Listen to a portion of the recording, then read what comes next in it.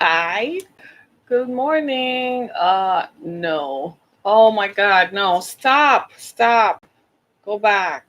Done. Done. Delete. Why do things do this to me? They don't like me. It's Monday, but I'm still gonna have a great day, right? Don't you think we should all have a great day after the Oscars last night? We have a lot to talk about today. The myth of white slavery. People are going to absolutely go crazy. Hi, everybody. Good morning. Thank you for joining me. How are you? Right? You're all going to kill me today, aren't you? Because it's the week of Valentine's. Your share will go live in 5 seconds. 4. So, what you got going on for love? 1. Hey, everybody. Good morning. Thank you for joining me. This is Harriet Kemmick, the host of Down to Earth. It's the podcast in which we talk about the issues that matter. And apparently, a lot matters this morning. Who watched the Oscars last night? For the first time, I watched the Oscars in about maybe 4 or 5 years. I cannot. I actually didn't mind it. I didn't stay up late enough for them to finish their whole spiel on Best Actor because you could tell where this was going after a while. The Korean film Parasite, my daughter watched it, has seen it. I have.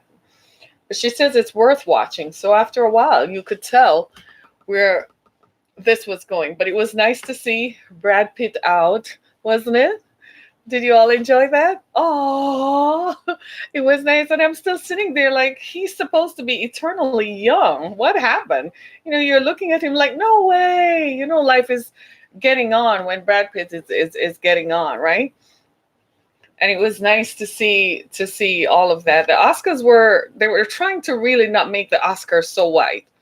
They really, really tried. And I guess the inclusion of a foreign of instead of calling them foreign films, they're now international films. And I appreciate Hollywood extending their hands across the ocean to incorporate others because American films are seen in every part of the world. So that was a good thing. That was a good thing. So shout out to them for being culturally sensitive to changing times and changing tides, right? There are people all over the world who love what we do. They love watching films. And so they make their own films representative of their culture as well. So it was good to see that. It was good to see that. I haven't seen the film Harriet yet, set on Harriet Tubman, because I gather in that film they're rewriting history, kind of. Like they're adding some white guy who became her savior that is not reflected in the historical record. So I'm not sure that that is an authentic depiction of the story. So I'm probably not going to see it. So to hell with that one. And the actress who plays the role is not American. And I couldn't understand why they couldn't find an American actress to play that role. And then she said some disparaging things against American blacks. So I guess she's going to be on her own for a while. She's going to be hanging out there for a little bit. So too much of that. And then in case you haven't noticed, there's some controversy going. As you know, I like CBS News in the mornings, right? That's my preferred channel because I think they do a better morning show. I'm not sure that I enjoy a morning TV show that is based on entertainment and the constant barrage of celebrity stuff that the other channels like NBC and so on. I get tired of that. So for years now, I've been enjoying CBS because I think they authentically provide you with news, right? But this story with Gail King and so on kind of turned me off a little bit. I expected Gail to be a little bit more sympathetic or empathetic of people's pain, but I guess that was too much to ask. Yeah. So I'm not sure that I am going to continue supporting her. And I've been a fan of that network. I liked their show like their morning show. But after that, I thought it was a bit insensitive. That is not to say that Kobe was not accused of raping a girl in the bigger context. It did happen. He was accused. The girl did say it happened.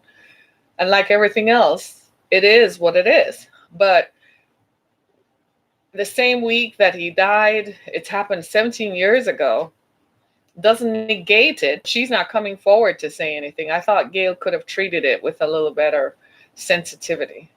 It seems like sensitivity is gone, don't you think? Unbelievable. But today is Monday.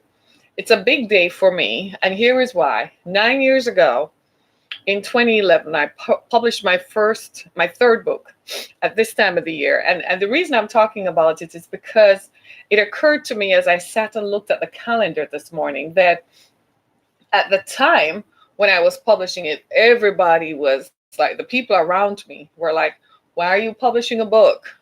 No one will take you seriously. Nobody's going to read it. Nobody's going to listen to you. And all the naysayers were just in there talking about it. And it's a good thing I didn't listen to them. I followed my heart and published that book. That book became my launching pad and has opened doors and pushed me onto platforms and national stages that I would never have accessed otherwise. It's proof positive that you can't listen to people who tell you that they're offering you constructive criticism. You have to be careful about that. Be careful about who you listen to, because sometimes people are mistreating you and are offering you misguided advice under the color and under the image of constructive criticism.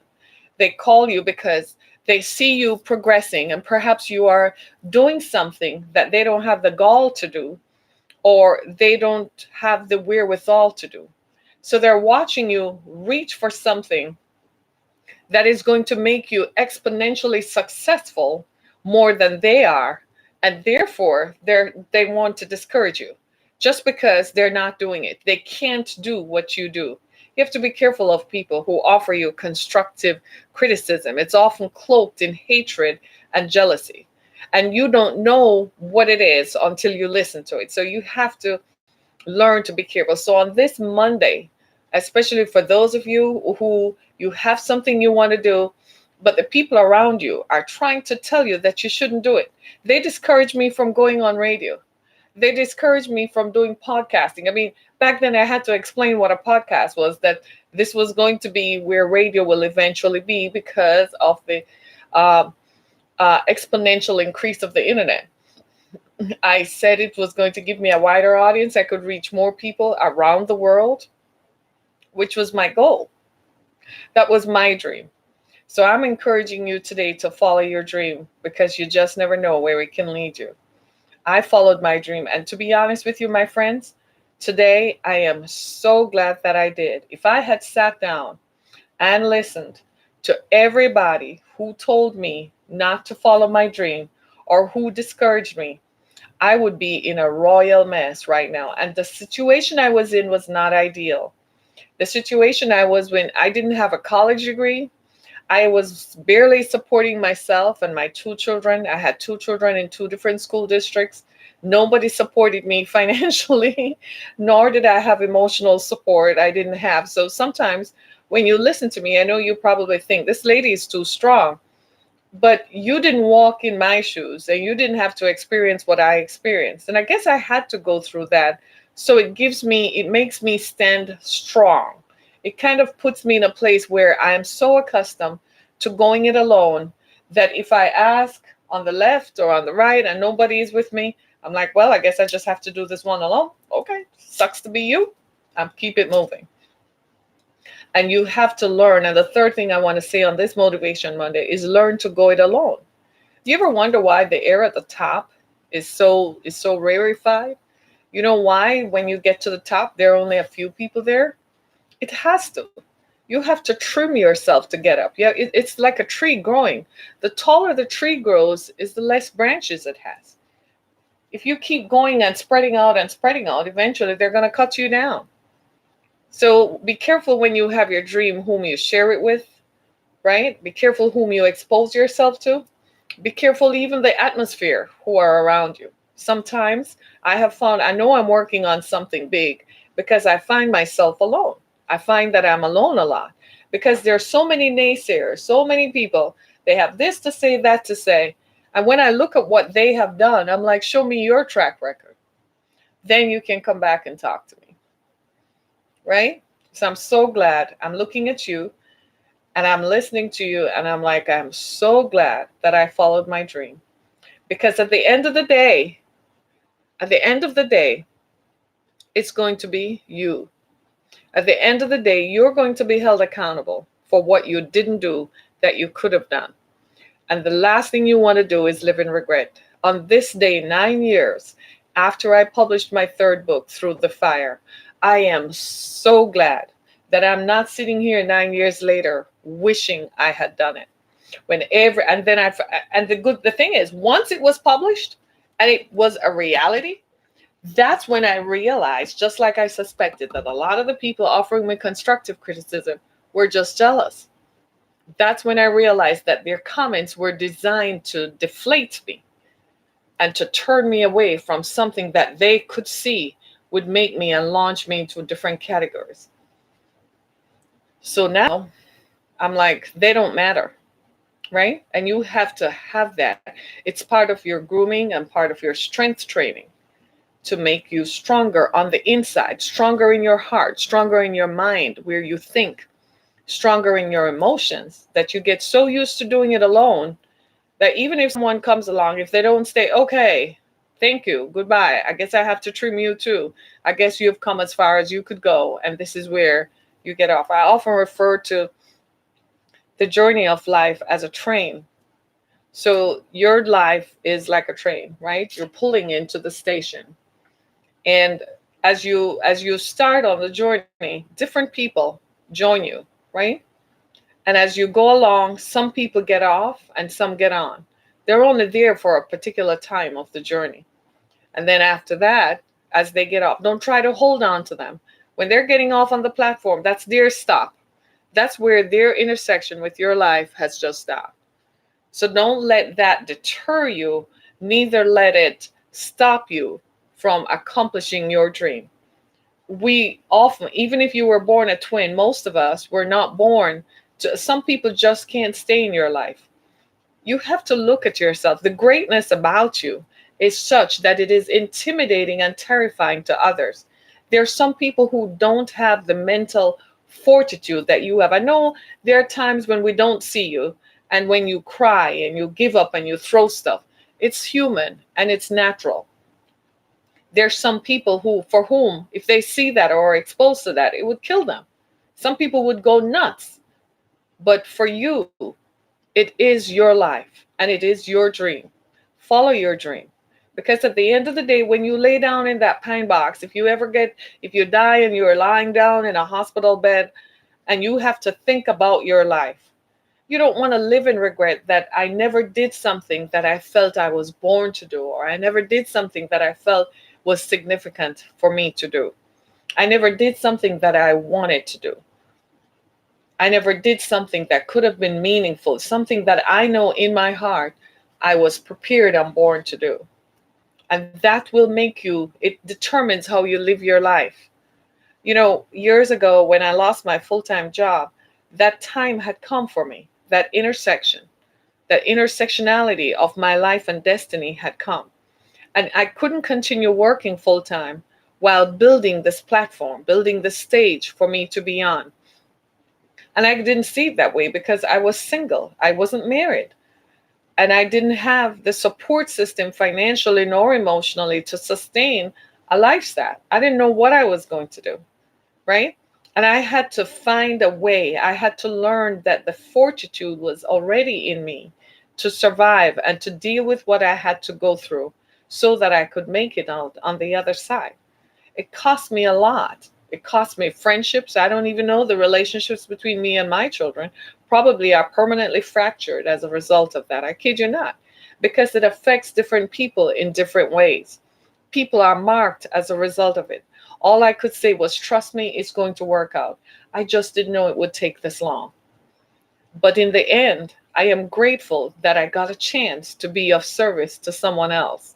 In the end, I'm grateful that I got a chance to do what I believe I was called to do, to empower people, to expose some of the injustices that we see in the society, that hopefully, if we cast a light on it, it will better help us to understand why some things happen and why some people are the way they are. Right? So this is why when you hear me talk about controversial issues, it's not designed to offend you, but it's designed to create an awareness as to why do these things happen? Where is this coming from? And because sometimes we live in disconnected circles, we don't recognize that what is happening today is as a result of something that happened 100 years ago that perhaps we never treated properly. And because we never treated it properly, here it comes back to haunt us 100 years later, or 50 years, or 20 years, or 15 years ago. But it is part of what I do and it's part of who I am. And frankly, I'm going to tell you, just like you are finding out, some of the things that happened to you, you wondered why they happened. Well, you have a story to tell. So tell your story. Whether you're going to create a short story or whether you're going to tell the full impact of your story. Maybe you are not a writer. Maybe you're just a storyteller. Maybe the way you tell your story is different. Maybe you tell your story in the form of service to your community. Whatever you do, I know, and you know, I am so grateful that you take the time to serve someone else. I'm so grateful that you have an opportunity to somehow find your purpose and live your life to the fullest. I kid you not, I have no plans for dying. I think death is afraid of me, right? I have no plans for that. But I must recognize that at the end of the day, I'm human and my body is organic. And if that day comes that I have to leave this earth, I'm telling you, I'm going to go out protesting that I still didn't get a chance to finish what I set out to do. So I'm encouraging you on this, the 10th day of February. It's 32 days, 41 days into 2020. It's time for you to get moving. Don't just sit back. Don't push it off. Don't become distracted. Procrastination is the demon that keeps people from fulfilling their process and fulfilling their purpose. You know what I'm talking about. You're all looking at me like, procrastination is a demon, right? Get off that procrastination demon and get busy doing what you know that you're called to do. Because sometimes it might just be me whom you bless, right? And it's worth it. The pain of the process is worth it. I tell you the honest truth, sometimes I don't remember the pain. I may have a memory of something, but I don't remember the pain associated with it. I just have the memory. And then I say to myself, that must have been painful, but I don't have the pain, the memory of the pain, just the memory of the event. And it's worth it. When you change someone else's life, when your life at the intersection of someone else's life causes them to view their circumstances in a different way, that's how you know you've had impact, right? And that brings me to what I want to talk about today, because I've been talking about human trafficking. And much to my surprise, now there's more information emerging on what human trafficking really is and how it started. And I'm finding, like most of us, a unique perspective that is coming from the pages of history, literally, and history as recorded here in the U.S. And our country is such a fascinating one. We're, compared to other European nations, we're relatively new. And I often refer to this as the democratic experiment because we're still tweaking it, trying to make it work. But I think everybody can attest to the fact that we've made a great success of making it work, because we're still free 220 years later and we don't have uprisings, right? I think it's because we got the secret. You know what the secret is? Making everybody feel empowered and happy. As long as people feel like they have some control over their outcome, they're like, oh, okay. Well, okay. Can I go to the movies now? Can I go watch a ball game? Then I'm good, right? I got my cable on, right? So today I want to talk about something that I came across, and it's the myth of white slavery. Honestly, y'all, I forgot that this actually happened. I forgot that this happened in history. And I've been so focused on human trafficking in our modern context. And I think most of you will remember that I often reference human trafficking as modern day slavery, and that traffickers today use the playbook of slavery. But I have forgotten that there was white slavery. I've forgotten the historical precedent that was set. And it kind of yesterday, I think it was Saturday night, as I was preparing for something to say on Sunday morning, I came across the story and my producer brought it to my attention and said, "This is something you should talk about." And I was like, oh my God, I completely forgot that this actually happened. And so I want to bring it to your attention today with the hope that it will provide some clarity as to why in our world today we still have issues of human trafficking. And I want to show you the difference between slavery, traditional slavery, shall we say, and modern slavery. And so it will bring some level of awareness and clarity. So when folks like me talk about human sex trafficking, that you will see the context and will say, wait, just like I did. Whoa, we can't have that restart because we had worked so hard to get rid of it. So here in America and in Europe, in Western Europe in particular, the abolition movement had begun. Abolitionists, headed by a guy named Wilberforce. Everybody knows him as the guy who started the Lutheran Methodist churches, right? Everybody is familiar with him. William Wilberforce, right? And they began to say that chattel slavery, the enslavement of black people, was morally wrong and was unchristian-like. And it was not something that could be done. However, Western Europe and some people in Western Europe and America felt like, well, within the context that it provides financial freedom, it may not be so, it may not be wrong. And if we have to continue to enslave black people to make white people rich, then it definitely is not wrong. That was the prevailing idea at the time. So after slavery ended, when Wilberforce and other abolitionists began to propagate and began to express the desire to end traditional chattel slavery.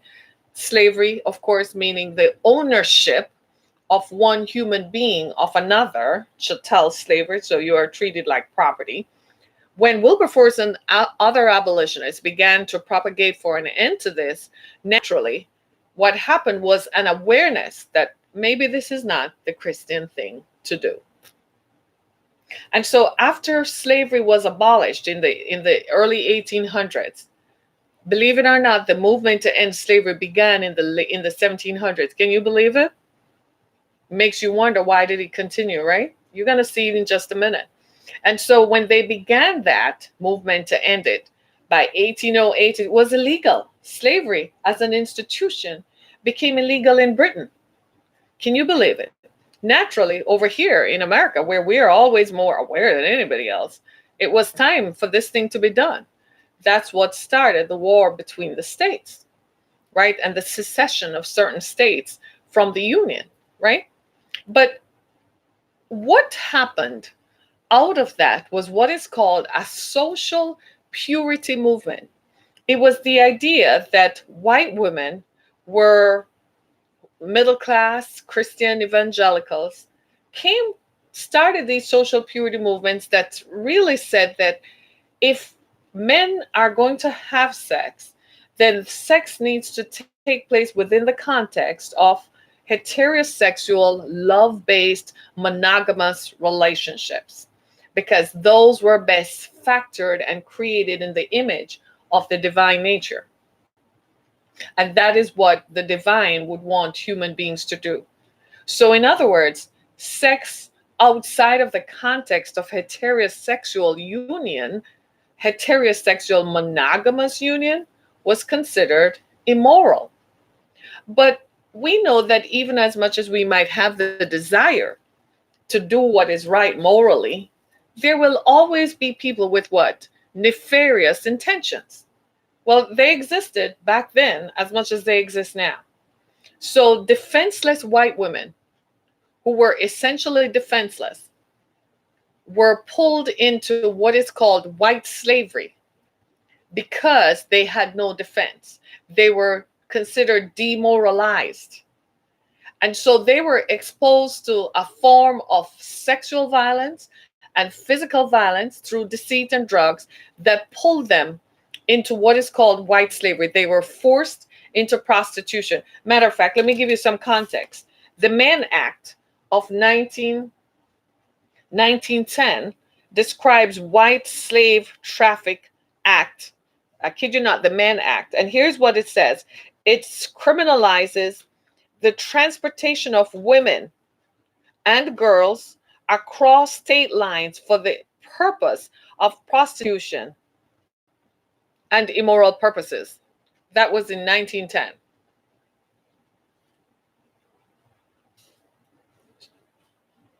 I felt like I needed to just stop there because that just this. So here's what happened. So men decided that. So this now you understand why to this day we still believe in marriage and still believe in heterosexual unions and still believe in monogamy. You see now, because we're always thinking historically, we're always thinking that if they did it back then, if there are defenseless women today, guess what? They're going to continue to propagate. Now you understand why human trafficking exists. The only difference between human trafficking as it operated then and now is, guess what? Today's human trafficking is not permanent. Today's human trafficking is temporary. It's physical and sexual enslavement, no less, but it's not a lifetime existence. Back then, a person was born into slavery, they stayed in slavery. Today, they snatch people, they deceive them, they coerce them, they force them, they fraudulently get them to believe that they're going to provide something that they never do, but it is still not permanent. Just like then, people didn't engage in it. Most people who are human trafficked do not identify as such and don't recognize while they're going through it that they're being trafficked. It's kind of what we call that fight or flight mechanism. You're just trying to survive to get yourself out of this. And you're seeking to get your way out of it. But violence is the commonality that covers this, because people then were violent then and people are still violent today. So they refer to it as white slavery to distinguish it from chattel slavery. But here's the deal. Here's the truth, why we call it a myth. The people who started the social purity movements, evangelical middle class white women, distinguished the enslavement of other demoralized white women, made a public outcry of it, said it was morally wrong, ethically wrong, and it was against the divine nature of God. But at the same time, the enslavement of black women who were equally sexually and physically abused, there was nothing wrong with it.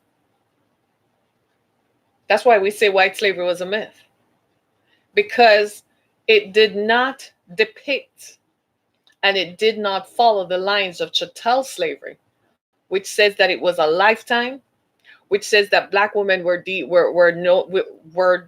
not human beings at all. And I know you're all saying, wow, yeah, this happened.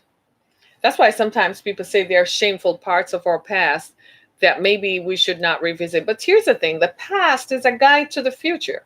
Because as a result of the Mann Act of 1910 that prohibited the transportation of women across state lines for the exclusive purpose of prostitution, that's what trafficking is, because you're trafficking them, right? It set the stage for the 2000 law against human trafficking or trafficking in persons. And up until the year 2000, we were probably still looking at human trafficking as just a sexual part of it. At the time, labor trafficking was huge, domestic servitude, people who work in the agricultural sector. We all know that, right? So we were still looking at it from that perspective. But when it became clear that there was also sexual slavery involved, the government decided to say, whoa, whoa, whoa. And the government, as under George W. Bush. So they got together and said, we got to do something. So Christians got together and said, here we are. 100 years later, we're still faced with the same conundrum. We got to do something about it.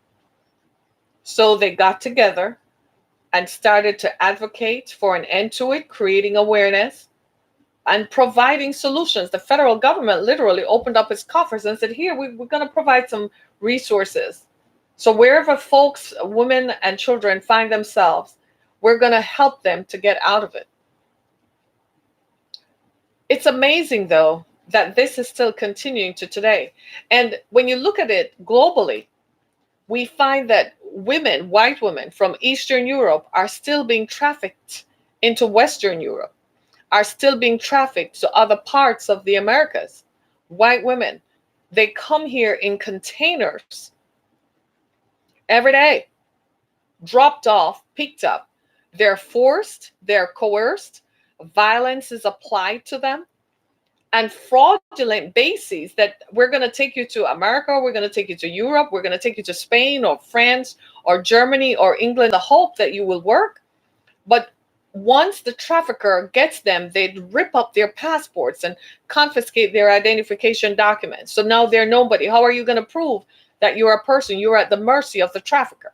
They put them in containers where they're transported on cargo ships like cargo. Sometimes they're shackled to prevent them from escaping and transported for the exclusive purpose of providing sexual services under the direction of a pimp or a trafficker, we like to call him, who collects money on that woman's head. It happens more than you know. Women from Eastern Europe, white women from Eastern Europe, are at risk anywhere. And here is the conditions that create these kinds of things.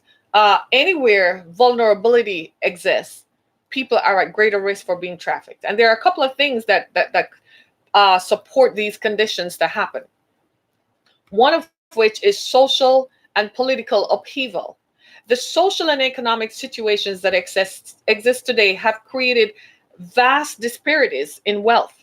So you have people who are extremely wealthy, hence billionaires. Everybody wants to be a billionaire, right? And people who are poor. And that's a great vulnerability, because now what happens to people who can't take care of themselves? They're at risk for somebody to come in and show you, flash something in front of you that says you can be better if you follow what I say, when in fact what they're going to do is sell you into human trafficking, whether it's labor trafficking or cut your body open and take your organs, or sell you into sexual trafficking.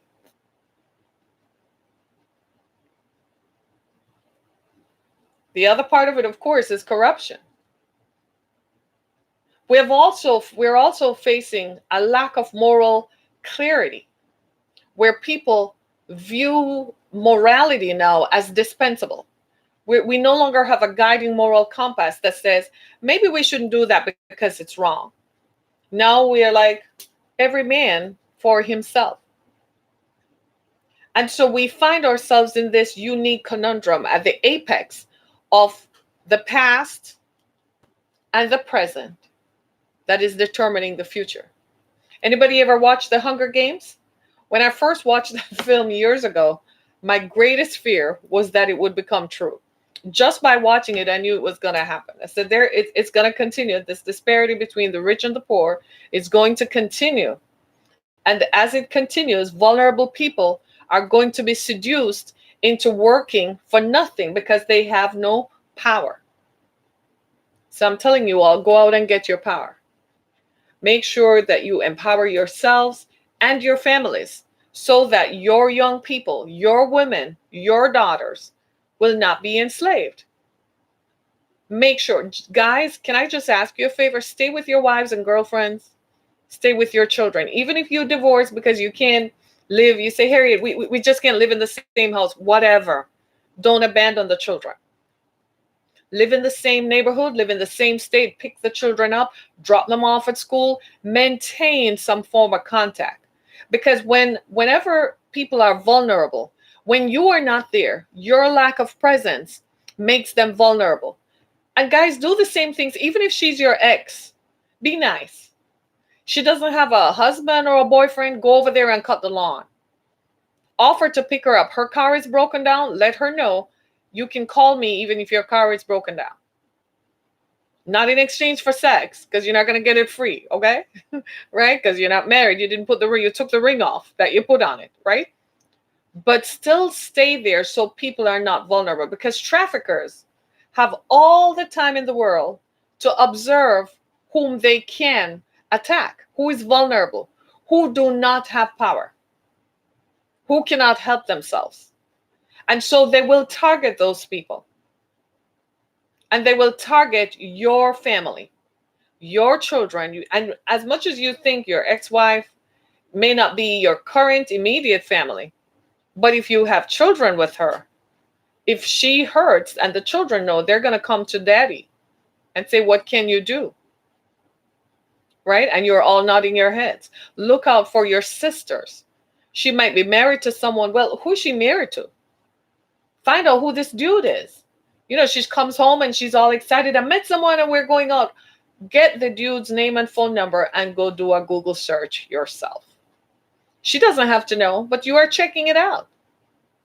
Right? I'm calling on you guys. I'm just going to be transparent for a bit. Can you believe that about me, that I felt vulnerable? Can you believe that?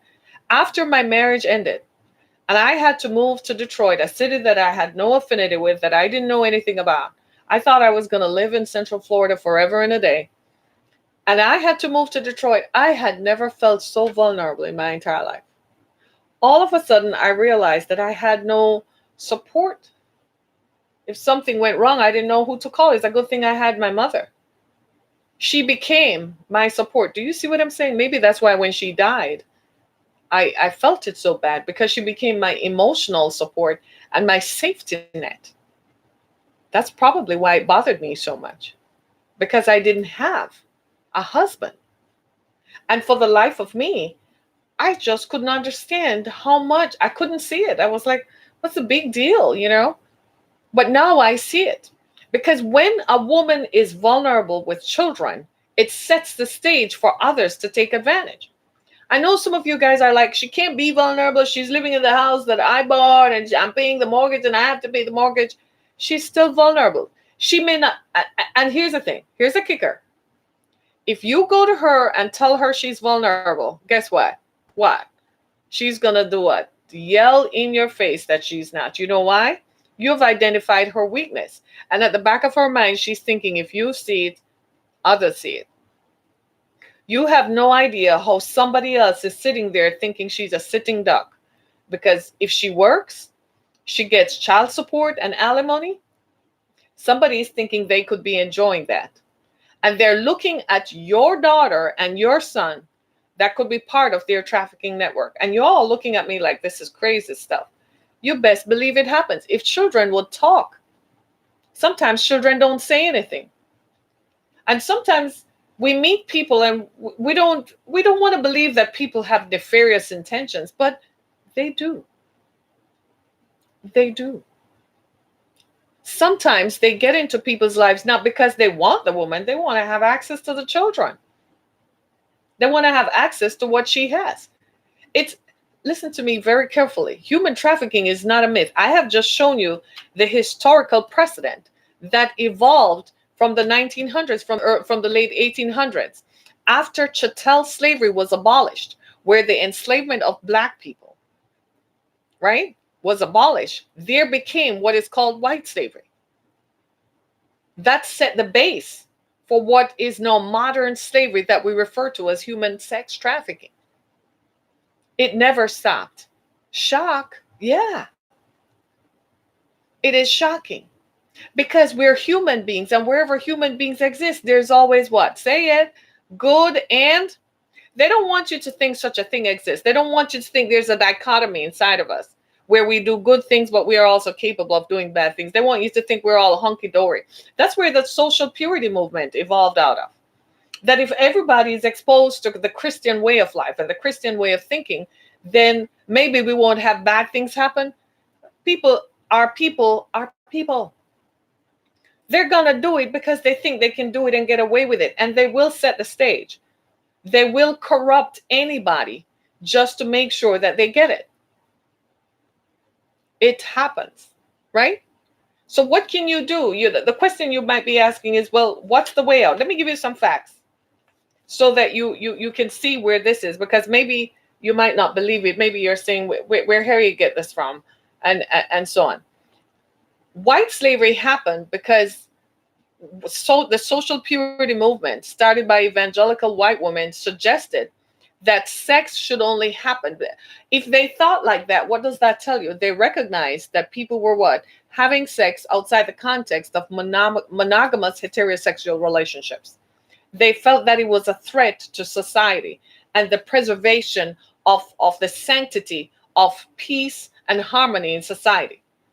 So, in an effort to do it, they said this can't happen because the stories of women who were either abandoned or whose husbands died, right, or who had gone to war, these women were suddenly left defenseless. We've all watched How the West Was Won and seen where other plantation owners or had to go to the neighboring property because that husband might have died, and suddenly the people on that farm were subject to marauders, to people who were just going around and snatching up the women and leaving town and put her on the back of a horse and force her into prostitution a couple towns over. My friends, that has not stopped. It still continues to today. It was morally egregious because people probably felt like this shouldn't happen to white women, but you were all doing it to black women. Black women were sexually violated and beaten physically and were owned by people, and you all didn't say anything about it. And this is what for years I couldn't understand why when I talked about human trafficking I felt the pushback, because I didn't realize the historical context. But I began researching to see, well, why are people responding like this? I said, do they realize that there are more white victims of human trafficking, human sex trafficking, than there are others? So when I talk about it, I'm not talking about black people only, or black women, or Hispanic women, or Native women. I'm talking about all women who are perceived to be vulnerable and powerless. Ladies and gentlemen, take care of yourselves, right? Make sure you cover yourselves appropriately. Make sure that you are secured and connected to the communities in which you live.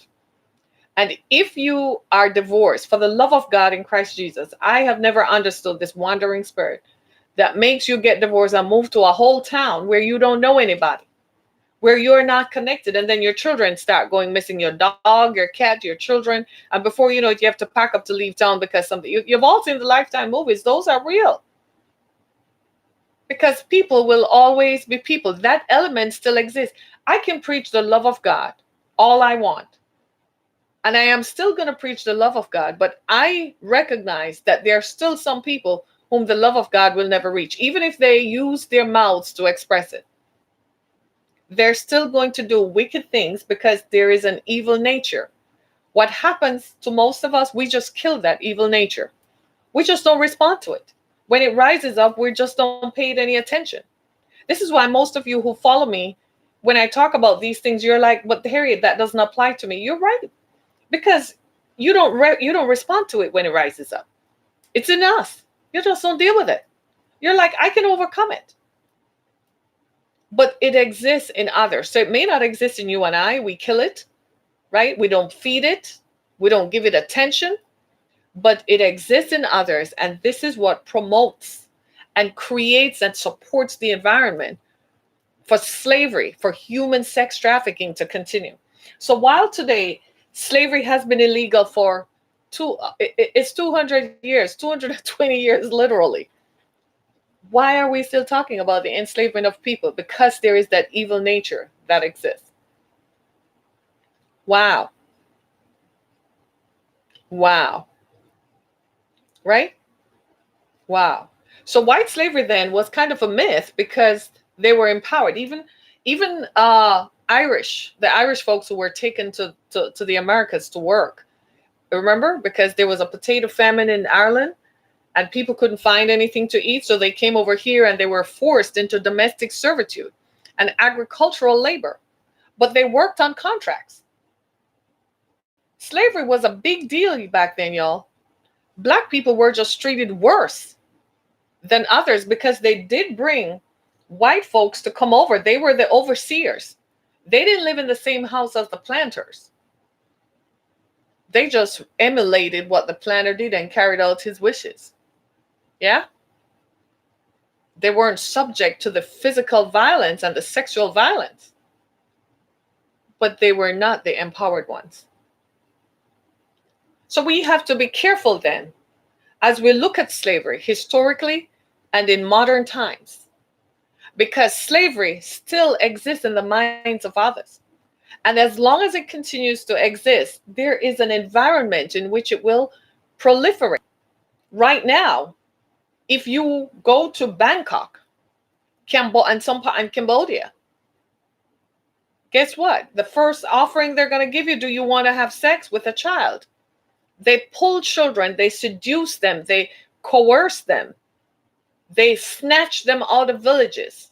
They tell them that they're going to take them to the big city to work, take them off their farms and take them to the big cities where they're put in brothels, children before puberty, before they start having periods, and put them in brothels to exist at the desires of people who want to have sex with children, who are typically American and European, because they have the affluence to travel all over the world. Do you see now why I say there is an evil that exists in all of us? It's just that we don't rise up. We don't allow it to rise up. Right? Amazing. Let me leave you with some facts today so we can all contemplate this. Right? Human trafficking today is temporary, but it's still physical enslavement. And here's what is the defining part about it. If a person is unable to leave a situation without fear of violence, guess what? That's human trafficking. Harriet is a living witness to that. That's what happened to me. My ex-husband forced me, confiscated my travel documents. I never saw my passport for years. He confiscated my travel documents. And if I tried to leave, he used the threat of violence. And when he didn't feel like threatening, he beat me up to enforce it. Right? 19th century abolitionist movements and late 19th and 20th century putative movements sort of were trying to combat human slavery, because wherever vulnerability exists, other humans are going to take advantage of other people's vulnerability, right? When we look at modern slavery today, we have to look at the historical precedents. And the historical precedent is that chattel slavery was what Black people in the Americas were subjected to, whereas white women were forced and snatched and taken and brutalized and sexually violated and physically violated just like that. But there was just a moral outcry because they were white. When it was happening to Black people, it was like, okay, that's slavery. You're done. You have no talk. White slavery refers to white women who were held against her will, usually involving some combination of force, drugs, deceit. That is human sex trafficking. There are three conditions that lead to this. I just want to leave you with some facts that I made some notes just before I came on air so that we all have some context. We live in a world today where massive social and economic changes have promoted extreme wealth and extreme poverty. We also live in a world where in some countries there is corruption. And wherever governments don't protect their citizens, guess what? Those citizens are vulnerable. Are you happy you live in a country where the government protects its citizens? Trump doesn't joke with that crap. He's like, are you kidding me? You ain't coming over here. That's Trump all day. The American government seeks to provide protection for its citizens unilaterally. They police the borders. They make sure that when you and I go to bed at night, we feel safe. So we now, on the macro level, we have to make sure that we provide that same sense of security for our children. So here's what I suggest everybody does. Talk to your children. Even if you are divorced and you are constrained by legal mechanisms that dictate how often you talk to your children, still send them a text. It's going to help. Talk to your children. Find out who do they talk to. Who are your friends? Who, if you have them for a weekend, and they keep talking about a friend, invite them to bring that friend over. Talk to the other parent, the custodial parent. The custodial parent and the non-custodial parent, you need to form a hedge of protection around your children, because they are subject to being violated and to be trafficked without you even knowing. Do you know how many children are sexually trafficked and we all don't know about it? They are taken out of their homes at nights to go perform sexual activities, and you don't know about it, and they're sent back home before you wake up in the mornings. But we're not going to know if you don't know. If you choose to live in the land of oblivion, and if you choose to live where you don't matter, right? So you have to look at what is it that you are doing and that the rest of us are not doing, that is promoting the opportunity for this kind of thing to happen. You have to look at it. You have to look at it within the context of this has got to stop. So I'm encouraging you, form a hedge around your children. They're still your children, right? Form a hedge around the female members of your family who might be on the outlying cause. You may not like their activities, you may not even like what they do, but still check in with them. Know where they are, know who you're hanging out with. Talk to your friends and family. People like to post everything on social media. Can we minimize that? Stop telling everybody where you are going to be, when you are going to be there, and who you're going to be with. Stop telling everybody how often. I mean, it's the craziest thing sometimes. Have you ever read somebody's Facebook post? Well, we're going to be here. Stop. Teach your children. Watch who they interact with on the social media apps that children use. They use apps like TikTok and Snapchat. Tell them to set their pages as private. So if someone sends them a friend request, they have some opportunity to review it. Knowing jolly well that sexual predators are out there watching your children when they get off the bus, watching how your children, whom they go to which house, and what time you get home from work. They're out there. They're watching. Right? Right? So we gotta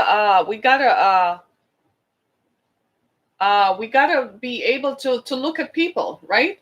And we need to do that, because so many times what we do is we're kind of like just motorized and robotized and going along, right? And they're giving me the wrap up signal. Let me see what else we need to tell you about. Uh, so when you look at it, you're all looking at me like that can't happen to me. Yeah, it does. That's what we all said. I said the same thing. I'm pretty sure my family members said the same thing, only to find out that I was being forced and held against my will, and that I couldn't get out of it without violence, without the threat of violence. He used the threat of violence to control me. My travel documents were seized. At one point, he actually took my driver's license. I kid you not. Right?